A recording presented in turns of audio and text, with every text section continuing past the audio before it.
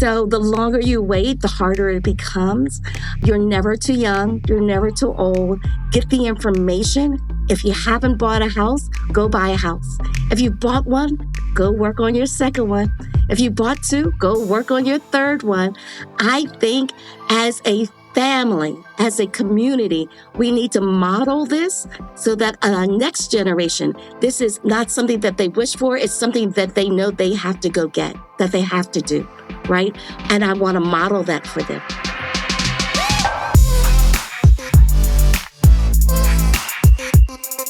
Well, hello, everyone, and thank you for tuning in to the Color of Money podcast. My name is Julia Lachey, and I am here joined with my fabulous co-host, Mr. Daniel Dixon, Emerick Peace, and today we have a phenomenal guest, my friend, Miss J. Renee Walker. Miss J. Renee Walker is the managing broker of Compass Texas. What that means is that she oversees almost 4,000 agents in the state of Texas. Before we went live, Daniel mentioned that could be a podcast all on itself. Some of us can't manage our own team of 4, yet somehow she's managing a team of 4,000 here in Austin, Texas, is where we're both located. But she's got a pretty extensive background.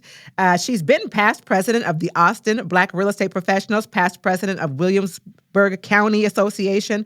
She's been named Realtor of the Year. She's been named Businesswoman of the Year. She's been on HGTV. She's been on all kinds of things. But today we're here to talk about the fact that she's also an esteemed author. And she's written a book called Her First Place.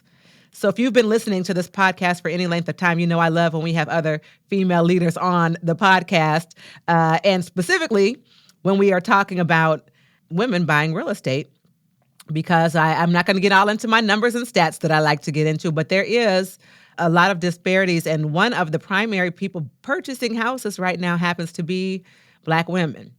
And so Miss J. Renee is going to talk to us about what that looks like, what that means in the scope of building wealth. And welcome, Miss J. Renee. And welcome, Daniel and Emerick. Hey. Thank you. Thank you for having me. Very excited to have you here. I'm going to stop talking, and I'm going to just ask you to tell us what we should know about you. So you pretty much talked a lot about what I do and what I've done. Most importantly, I have written a book, started a foundation during the pandemic. So when things were a little slow, I thought, let me write a book. And I started this by saying, let me write a book by something I know. And buying a house is kind of where I started this project. When I got into it and started looking at the statistics, I realized I was writing a love letter to Black women and encouraging them to buy their first home and what was stopping them from buying their first home. So the book is called Her First Place. It came out a year ago. I'm excited that it has done as well as it has. In writing the book, I realized that it wasn't the fact that she didn't have a good job and she couldn't afford a mortgage. Sometimes she couldn't afford the down payment to get started. And so as a result, I also started a foundation. The foundation gives money to Black women who are buying their very first home. And it goes like this. If you are out there and you have somebody that is buying a first home, Black female, and you are a realtor or realtess, and you are willing to give up a referral fee, that referral fee goes back to that buyer to help her with her down payment. And then some of that goes to the next Black woman, to the foundation, to help another Black woman. So none of the proceeds from the book, none of the proceeds from the foundation go to me. All of the money goes directly to the foundation to help Black women. Wow. I love that. Yeah, that's great. Absolutely. So what do you, when we think about the ownership, the home ownership rates for Black women being so low, where do you think, Renee, that's starting from? Like how, A, where do you think the problem lies? And B, how do we solve this problem to get more Black women into home ownership? So Black women aren't unique in this, right? So if you look at Black folks in general, and you can go way back. So I always say before we owned property, we were owned property, right? Before we owned property, we were owned property. And think about the Civil War and coming out of that and this whole General Sherman saying, "Your guys going to get your 40 acres and a mule." Do you remember that from school? Well, we never really got our 40 acres and a mule.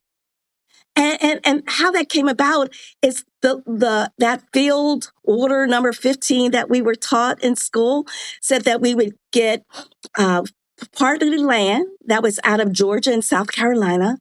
We were going to be able to govern our own. And then we would get up to 40 acres. The mules came later. The mules were left over from the army, right?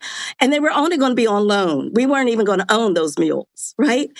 And then Lincoln died. We got a new president. And the new president said, we're not doing that. And so we never got it. But think about if we had. Think about the difference of Black homeownership had we actually got what we were promised then. If you come up through segregation and all of those redlining, how we got to where we are was planned. Wasn't an accident, on purpose, intentionally. And so coming from that says, regardless of what your background was, regardless of what your mama and them did, you can still own a home. Let me tell you how. And oftentimes it's our credit. Oftentimes it's the down payment. But when you look at who's buying homes in the last 5 years, that number of Black women have gone up greatly. Partly it's because we start talking about it.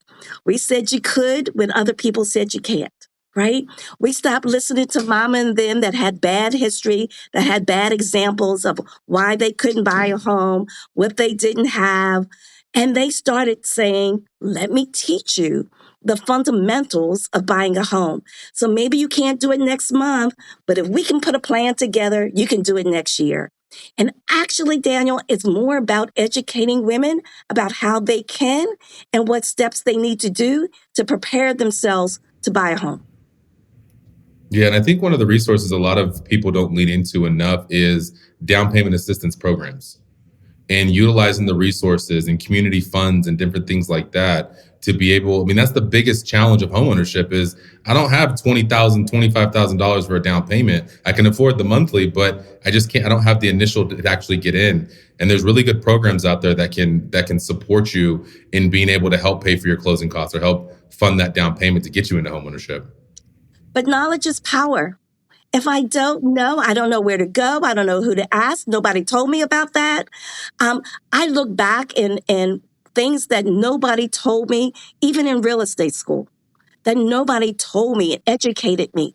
If I can give knowledge, which what I tried to do in this book, on where you can go, where you can get money, how much I need, where I can go get zero. I don't need any money down payment, or maybe just 3.5%.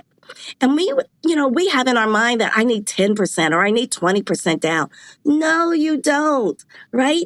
Find out, get with somebody who actually knows how to do this, who's done this multiple times, because you don't need that much money. And by the way, the money you have saved is probably enough. Well, let me ask you this. How do you find that somebody? Because what ends up happening is, and it's not as much of a problem as it used to be, but I know a lot of times Black people wouldn't look or seek to use a Black agent.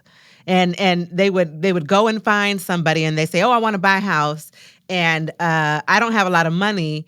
And for whatever reason, some real estate agents weren't really interested in working that hard to find out how to help you if you didn't come with a credit and you didn't come with 20% down. And so if somebody wants to do that, who do they turn to? Where do they go to find somebody? You said get with somebody who can help you. Who's the somebody and how do I find them? So there's a lot of somebodies, but let's start with the National Association of Real Estate Brokers, which is a whole group of Black realtors, not realtors, realtors, that are geared to help building wealth in our community, right? But you can actually go search. What I always recommend is interview real estate agents that have your best interests in mind, that have done this before, that understands your needs, your struggles, where you want to buy, right? Who has a heart for first-time home buyers. And I have to say, all of us that look like us don't do that, right? So There are folks out there that will take the time to walk you through. Now, I will tell you, first time buyers, they're probably not going to spend a couple $1,000,000. They're probably going to need a little bit more hand holding than somebody else. But I will tell you that it is the most worthwhile, self-satisfying accomplishment that I've ever had. Uh, I, the whole idea of sitting across from somebody who is able to now to buy a house that never thought they could, that thought that they would have to lease for all of their lives, who only watched their mama and their grandmama and mama and them only lease, and be able to educate them to get a house that they own, that they can build equity in, that they can pay off, and then later on they can borrow from to start a business, to send a kid to college. Yeah, that's satisfying. So, hey, and Jay Renee, hey, how you doing? Good. How Good are to see you? I'm great. Hey, and we had this conversation, and you said specifically geared towards Black women, and we keep having this Black conversation. And sometimes, why do we keep having this Black conversation? Why can't it be people?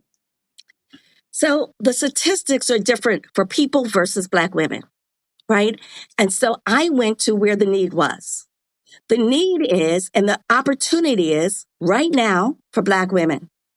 So here is the deal. Oftentimes, and I'll use myself as an example. When I went to buy my very first house, I was 22 years old.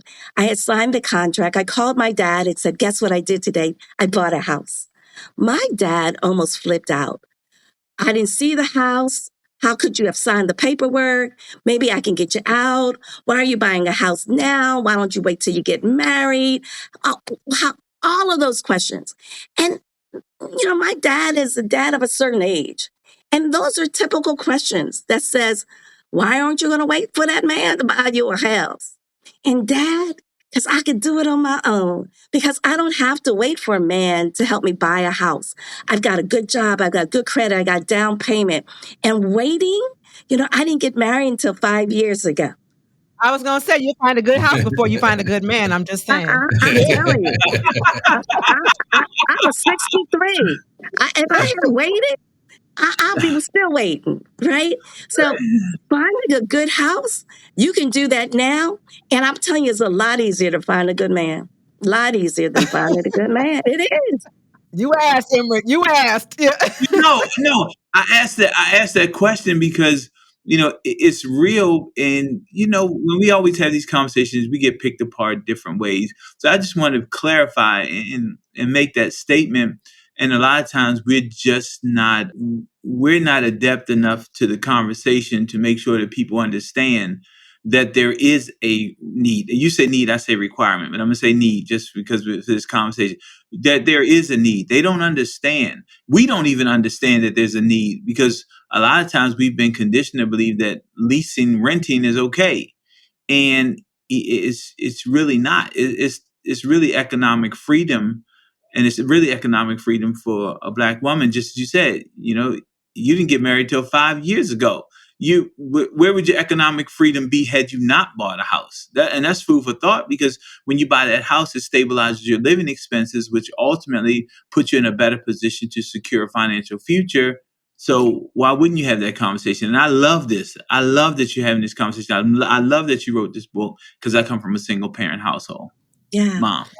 Well, another thing is, and I don't know if Mark King said this when he was on. We had our president of KW on, Mark King, a couple of episodes ago, but he and I talk about it a lot. He's got this fascination with doing this research about Black women, because he feels like Black women are being targeted right now for all the wrong things. Mm-hmm. Targeted to get credit card debt, targeted to we have a higher student loan debt than anybody else. Yeah. There's all these disadvantages and disproportionate statistics that you talk about that specifically are affecting Black women. And so I think what's great about what you're doing is focusing on the education, which of course is what this podcast is about, focusing on the education to help people make sound financial decisions about how to go about doing things the right way. Like Emrick said, to set yourself up. So I'm curious, tell us some of the things that are in the book that would help somebody go about doing that. So I have testimonials from other Black women who have done it. that is like all throughout the book. I have the steps to go about, the questions to ask when you're sitting down talking to your realtor or talking to your lender. It is a how-to book that is really shaped around the experiences of Black women, the other experience of Black women. I wanted to put in here enough stories that said if they could do it, I can do it, that their story isn't much different than my story, that their age, their income isn't much different than my age, my income. I wanted to show people and model for folks that it can be done. You know, I talk about my story in the beginning of the book. I bought my house when I was 22. I had a lot of difficulties. I didn't close for months after I signed the contract because the people in the neighborhood found out that I was Black and tried to stop me from buying the house. After I moved in, they spray painted the N-word on my house. I lived in Florida. I had a stucco house. It's a cement house. So when you throw eggs and spray paint, it seeps into the cement. I got canceled by my insurance because they said I was a bad risk in the neighborhood. And so I wasn't allowed to even have insurance on my house. I had gone through that so many times. I woke up one day going out to run, and this black sticky stuff was falling from my house. And I thought, let me just do the run. When I come back, I'll file another police report and have the police come out. I'll be late for work again. The police come out and said, you know what this is? And I said, no, I don't even know what that is. They said, had they ignited it, your whole house would have blown up. That this is a Molotov cocktail. And you're very fortunate that they didn't ignite it. Up until that point, I had no fear. The insurance company wouldn't fix my house. So I'm thinking, well, I'm just going to let it sit there because I don't have to look at the outside of my house. I live on the inside of my house. And my neighbors who had done that, you all have to look at that. After a while, a reporter in Boca Raton, Florida, looked at all the police reports and wrote an article on the Sunday in the Life section that says IBM executive feels unwelcome in her neighborhood. Well, that gets a lot of people's attention. When I walked in on Monday morning, I had the CEO, I had HR, I had everybody greeting me and like, how long has this been going on? And like, ever since I bought this house, this has been going on. Unbeknownst to me, the general manager called the sheriff, because at that time, Boca Raton didn't have a mayor. They had a sheriff, and invited them in, put down the newspaper on his desk. And he says, as long as I'm general manager here, I never want to see another article here. He said, I don't have the authority to close down this plant and move it someplace else, but I do have the authority to close every account we have in every bank we have in this city, and we'll move it to the next city. We'll close down every warehouse we have in this city, and we'll move it to the next city. And we'll stop giving to every charity in this city, and we'll give to the charity in the next city. Now, I will have to tell you, that's more than being an ally, right? That's somebody who puts their money where their mouth is. And I didn't find that out until years later that he had done that. But after that, I started seeing the police come through the neighborhood more often. I never had an incident of somebody spray painting my house. I say that is that I went through some challenges to get in the house. But was it worth it? It was worth it. That little $34,000 house in Boca Raton when I was 22 has allowed me to live in a house that's well worth over $1 million that I would never have had that opportunity had I not built equity from a $34,000 house. You know, I'm glad you said that. You said a lot of things that I'd like to address, but ending on the fact that you said that little house helped me get my $1 million house because I served first-time home buyers exclusively for 15 years. Most of them were women. Most of them were Black women. I would probably say the majority of my clientele have been single Black women. One thing that I'm just going to say, I'm not stereotyping. I'm just saying in my situation with my clients, a lot of these ladies wanted some really nice houses and they got to have this and it's got to look like this and it better look like that. And ain't no way I'm buying that and this, but they only had X amount of dollars. So in that kind of situation, I love hearing you say it's really not about the house. It was setting you up for something later in the future, right? Does your book talk about that? It does. So it says small beginnings, right? You can't, Yes, yes. yeah, you gotta actually appreciate small beginnings because it's the foundation that you build on. So I worked for IBM for 19 years. I moved to 11 different states in those 19 years. I left IBM to move to California for Toshiba. I left Toshiba in California to come to Texas to work for Dell. Here is the deal. Every single move, I bought another house. Every single move, I was able to step up and step up and step up. It's not the current dream, it's the future dream I was building, right? It wasn't for what I could do just for now, but my eye on the prize that said, and one day I'm going to have the house that I really want. And I am blessed that I have a house that I built, a house that I designed, a house that I was able to pick the things that I wanted in my house, right? A house that today is paid off, right? That's a blessing that started off with $34,000 with 10% down. And let me just add this one thing. I didn't go out to buy a house that day.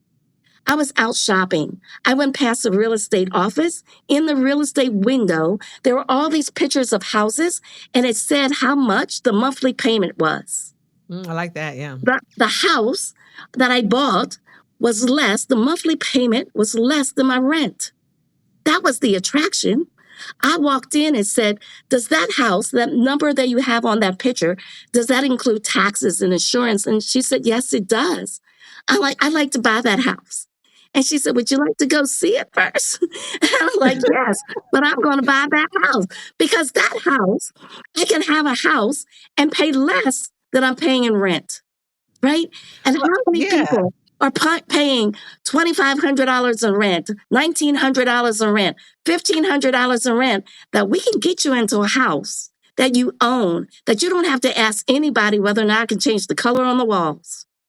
I think it's important to think about, like, if you're going to, even if you make a lateral move and you move from your apartment to a condo, it's still a net win. And so a lot of people have this thought process that their first house is going to be the single family home. And even if we make a lateral move, it's about the dream that you're building in the future. It's not about your dream house today. I think it's a really, really powerful statement. One of the other things you said, Jay Renee, was when you were telling that story, that egregious story of how you were treated when you bought your house, it did bring to mind safety, of buying a house. We're talking about as a single woman buying a house, which is an experience that a lot of people, have shared, that being alone, will I be safe here? How do you, and specifically as realtors, we know we can't say, well, you should live here because here you'll be safe. We know we don't do that in real estate. How do you help someone who, because I have had a lot of clients, and I share a lot of stories in my classes about my clients who I didn't want them to live in certain places because I was afraid for them to be living there alone. And I share those stories only because it did turn out in their favor, and they were right and I was wrong. But how do you really help someone identify, what would be ideal for them without steering, without telling people where they should live? But when you're talking about somebody who might be living alone, I'm shocked that you weren't. I'd have been scared. I'd have been out of that house so fast. That first egg, that's all it would have took for me. That first egg would have been it. I'd have been like, you can have it, I will tell you, I was so defiant that I wasn't going to, right? I'm not moving. I'm not leaving. Now, I also have to tell you that I never told my father that story until I left, right? Because my father would have come and packed my bags for me, right? Mm-hmm. But here's the deal. I tell my clients all the time, as you all do, go visit the property. Go visit it that day. Go visit it at night. Go visit it on the weekend because the house lives differently. Right? You want to make sure that you see the neighbors. I've actually encouraged my clients to go knock on a couple doors of the neighbors. How do you like the neighborhood? What do you like about the neighborhood? How about the schools? What would you want to do differently? Right? I think your safety increases the more people in your community that you've connected to. Right? So connect with your neighbors on both sides. Ask them questions, introduce themselves. I will tell you, I personally gone and done that and decided I didn't want to live next door to them. Yeah. Yeah. right? Because I met the neighbors. I'm like, oh no, I can live someplace else. I don't need to live next door to you, right? The other thing is there are folks that you need to have on speed dial, right? So one of the questions I get asked a lot by single women, I don't know how to maintain a house. If something breaks, if I'm leasing, I can call the landlord and they come and fix it. Well, find yourself a handyman that you know and you like and you trust and you use them consistently, right? So I have had, until I got married, a handyman on speed dial. And now I still have the handyman on speed dial because my husband's not a handyman. He don't do that. He got other things he do really, really well. That's not one of them, right? But being able to have a connection that's somebody who knows your house, maintains your house, can change your filters, can go up into the attic, can do all of those things are really important. Yeah. Right? I think you a lot of things again that you've said, but the getting involved and getting connected to the community is really important. When I bought my first place, I was 19 and bought my first place by myself. And I knew enough. I was also my own realtor. It was also my first transaction. The whole story is bad. But I knew enough to call. I did go to the neighborhood during the day, and I knew enough to call. I called the police department, but I was young. I was 19. And my question was, I didn't want to live in a house that anybody had died in. I was afraid of that. So I called the police department and I asked them, had there been any, killings or murders or anything in the house? I was afraid of that. And the lady told me, because I knew enough to call and, inquire. And she said no. And then she asked me, is there anything else you'd like to know? And I didn't get the hint at 19, and I said, no, that's all I am concerned about. And she said, are you sure? And I said, yes, ma'am. And girl, let me tell you, I wasn't until I moved into the house. One of my friend girls worked for the city and she called me and she said, girl, what's your address? And I gave her the address and she ran down. There had been 75 police calls to that house in 1 year. It was the trap house. I bought the doggone trap house. Like what in the world? And so I ended up, because people would knock on the door all kinds of weird hours looking for drugs, and I ended up having to connect with my community. What I ended up doing, I know it sounds crazy, but the guys down the street that sold drugs, I ended up having to connect with my community to help protect me in my house. And when I wasn't home, they would watch my house for me, and they would, call and be like, "Are you expecting company? Because somebody, no." And I had to, like you said, you make friends with neighbors and you connect so that when I wasn't there, or even when I was, I knew the guys at the end of the block were looking out for me. Because I didn't do my all the way due diligence. I did my 19-year-old due diligence, But you said both of those things, yeah. Yeah, but when you know better, you do better, right? That's right. And the That's key right. to the book is so that you know, right? I Yeah. don't know the questions till I ask because I'm 19 years old. I'm Right. not thinking about that. I want to know if somebody died. I'm not sure. The concern is, could I die? Right. Is there a potential? Is there potential I could die in here? Right. So Right. asking the Right. questions, and the resources are there, right? The Yeah. police department, the fire department, all of those. And I encourage everybody, not just Black women, to make those phone calls to find out about the history of your neighborhood, the history of the house, right? Absolutely. Those are great points. What else would we need to know, or should we know, if we are a Black woman listening to this podcast who would like to get her first place, or anybody who has a Black woman or any woman or in their life who they think should maybe consider looking into this as a means to build wealth? So a couple things. Statistics tells me that it's going to be more difficult for you to get a loan than your white counterpart, even if everything else is equal. So you're going to want to start early with this loan process, and you want to find people who are going to lead you in the right direction.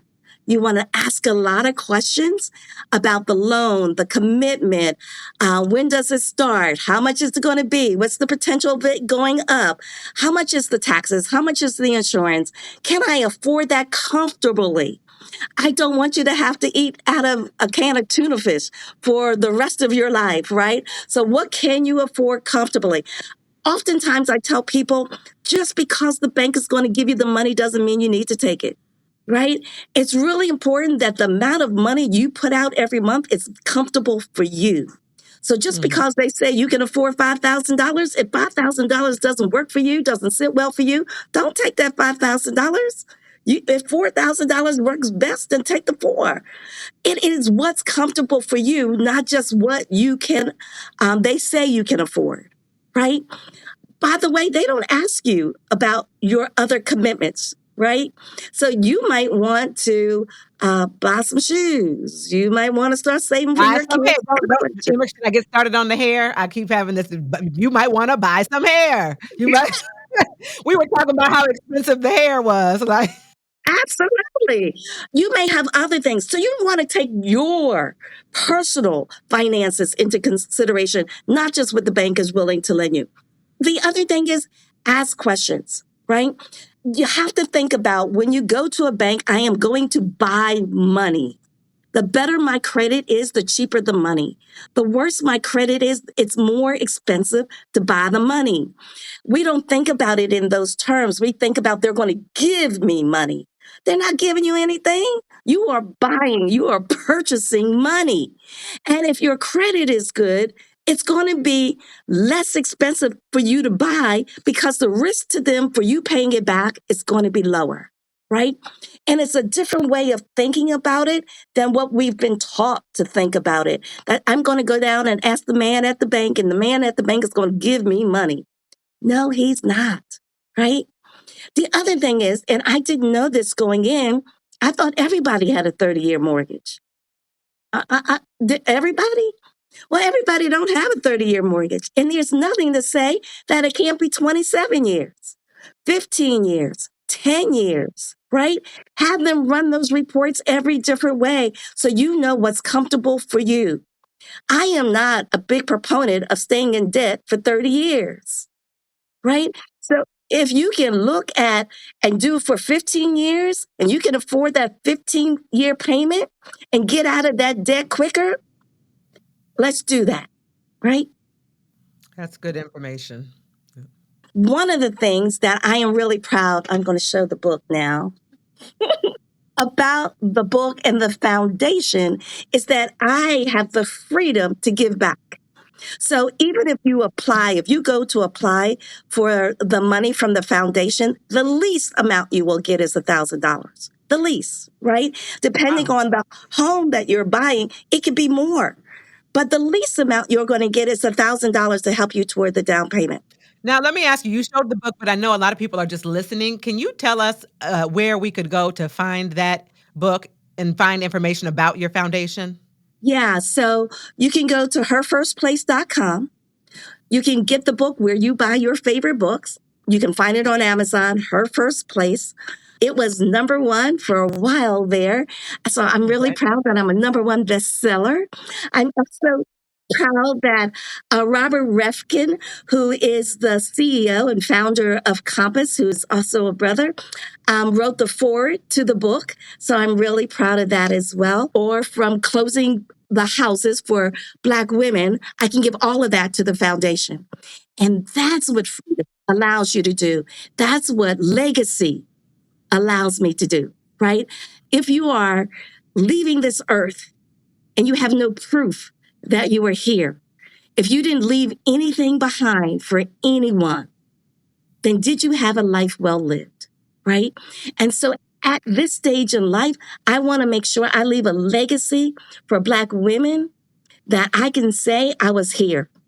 Absolutely. Yeah, definitely. Thank you. I think that this thought of a grassroots type effort to empower our community to learn more, to do more.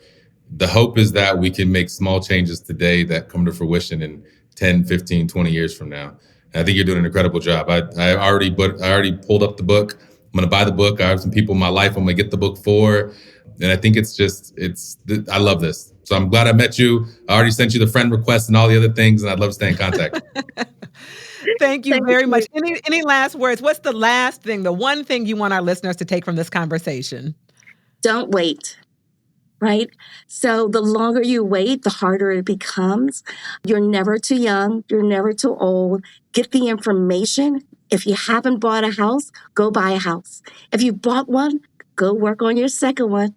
If you bought 2, go work on your 3rd one. I think as a family, as a community, we need to model this so that our next generation, this is not something that they wish for. It's something that they know they have to go get, that they have to do, right?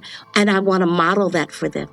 Thank you so much for being here. Thank you for everything you're doing in the entire real estate community. Thank you very much. And for all of our listeners, tune in next time for another fabulous episode on the Color of Money podcast. See y'all soon. Follow the Color of Money podcast today and get notified when new episodes are released weekly. Be part of this transformative listening experience. This podcast is for general informational purposes only. The views, thoughts, and opinions of the guest represent those of the guest and not KWRI and its affiliates, and should not be construed as financial, economic, legal, tax, or other advice. This podcast is provided without any warranty or guarantee of its accuracy, completeness, timeliness, or results from using the information.